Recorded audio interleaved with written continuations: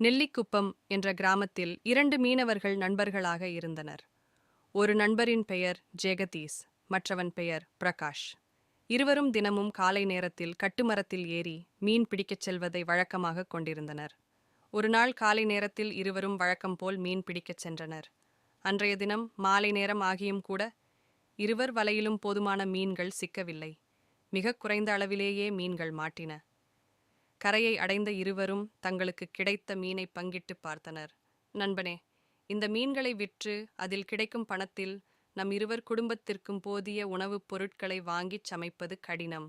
அதனால் மீன் விற்று கிடைக்கும் பணத்தினை நம்மில் ஒருவரே எடுத்துக்கொள்ளலாம் என்றான் பிரகாஷ். அப்படியானால் நீயே எடுத்துக்கொள். நீதான் மனைவி, மக்களோடு இருக்கிறாய். உன் குடும்பத்தை வறுமையில் வாடவிடாதே.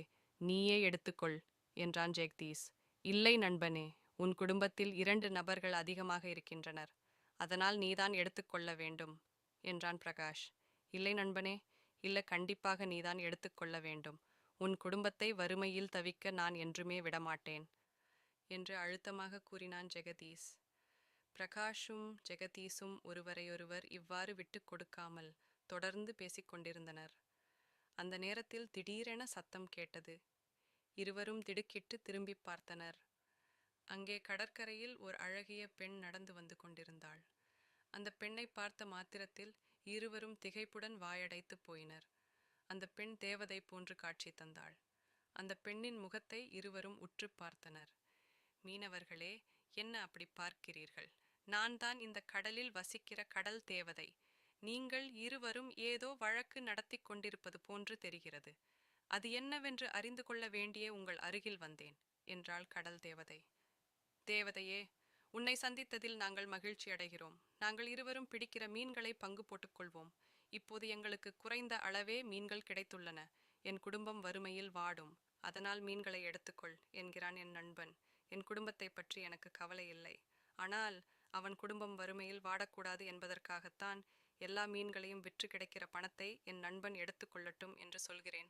என் நண்பனோ அதனை மறுத்து என்னை எடுத்துக்கொள்ளும்படியாகச் சொல்கிறான். நீயே அவனுக்கு எடுத்து கூறி அவன் குடும்பத்தை வறுமையில் இருந்து காப்பாற்று என்றான் பிரகாஷ். கடல் தேவதையோ சிரித்தபடியே இருவரையும் நோக்கியது.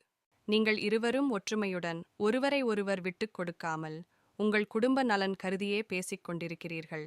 உங்கள் குடும்பத்தின் மீதும் நீங்கள் வைத்திருக்கும் அன்பும் உங்கள் நல்லெண்ணமும் என்னை மிகவும் கவர்ந்துவிட்டது. அதனால் உங்கள் இருவருக்கும் உதவி புரியவே வந்துள்ளேன் என்றது கடல் தேவதை.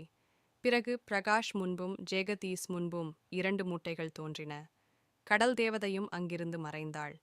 இருவரும் அந்த மூட்டைகளை பிரித்து பார்த்தனர். அந்த மூட்டைகளில் நிறைய பொற்காசுகள் காணப்பட்டன. இருவருமே அதனை தங்கள் ஒற்றுமைக்கு கிடைத்த பரிசாகவே நினைத்து கொண்டனர்.